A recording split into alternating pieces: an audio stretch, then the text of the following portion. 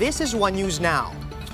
More people are flocking to LTO offices this week to apply for licenses. To give us the latest on the ground, Greg Gregorio is reporting live from the Land Transportation Office in Quezon City. Greg, looks like you have a bunch of people there. How is the situation at the LTO? Charles, after the resumption of operations of the LTO licensing center in Quezon City on June 3, certain adjustments have been made to handle the influx of applicants amid the pandemic. The LTO currently operates at 70% skeletal workforce due to the implementation of general community quarantine in NCR. Despite this, they have extended their operations by 3 more hours. This means that they are now open from 7 a.m. to 7 p.m. to deal with the surge in licensed applicants. Most people, they wanted to get a license kasi for the reason na they don't want to go into public transportation para meron silang sarili nilang service. However, the agency admits that unlike the usual 700 applicants during pre-COVID times, they can only accommodate around 500 people now.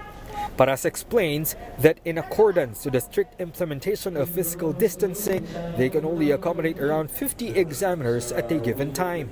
Dati kahit dikit-dikit tayo, it's okay eh. Hindi naman siya problema. So, it's a matter of serving the public ng mas mabilis. Ngayon, hindi kasi yung problema yung mabilis. Kailangan namin yung physical distancing ang pinaka-importante.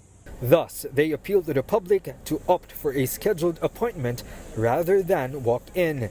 Online application for appointment may be done through www.lto.net.ph or through messaging the LTO Quezon City Licensing Center Facebook page. You can also make an appointment for a later date by personally visiting the office. Those who applied through online portals will receive either text or email confirmation, while those with physical application will be given appointment slip of their schedule, date, and time of appointment. But the agency clarifies they can still accommodate walk-ins on a limited capacity, depending on the cancelled scheduled appointment, although they might have to wait for at least 4 to 6 hours.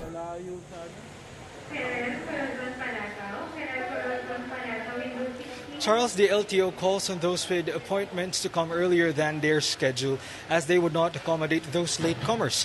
And as of now, online application for the dates until June 19 have already been fully booked. The next available dates are from June 22 to 26. Charles? All right, thanks for that, Greg. That was Greg Gregorio reporting live from Quezon City. Rappler CEO Maria Ressa insists there's more to her conviction than just a cyber libel case. Speaking on One News' The Chiefs, Ressa questioned Wilfredo Keng's move to complain about the article 5 years after its first publication. Ressa noted that this was also around the same time when President Duterte's attacks against the online news agency started. Technically, libel doesn't turn on the failure to give the other side a chance to rebut. It doesn't constitute malice, and it doesn't actually make the article libelous. I don't think this is an issue about fair and balance. I don't think this is an issue about being a gatekeeper of journalism. I think this is a press freedom issue. I think it is a legal harassment. It is politically motivated. Meanwhile, Keng's camp clarified that they did not single out Ressa among Rappler's editorial board. They added that even during the preliminary investigation, they included all of the members of the site's editorial board and its board of directors as respondents in the case. It was not the decision of the private prosecutors. It was the decision of the DOJ who was conducting the preliminary investigation. That probable cause was clear with the writer, Mr. Reynaldo Santos, and the executive editor. Being the executive editor, they compared it to be no different than the editor-in-chief of a regular publication that would be presumed to conclusively know what is going on inside that publication.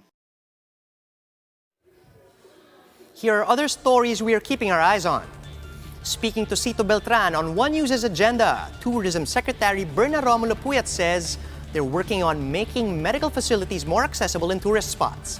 She adds that the DOT is now in talks with private hospitals to enhance their capacity to better deal with medical emergencies and possible COVID-19 patients. Since its launch last week, the DTI's CARES Program has only approved 12 out of more than 700 loan applications from small businesses. Only 1.2 million pesos out of the 1 billion peso project has been released to beneficiaries.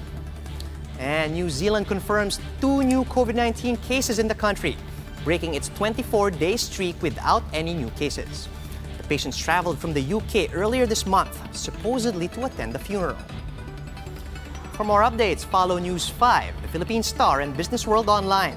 You can also visit our website, onenews.ph, for more in-depth analysis. And you can also catch One News on the Signal Play app. Register for a free account now at www.signalplay.com and stream One News live anytime, anywhere. I'm Charles Lejano. We are One News.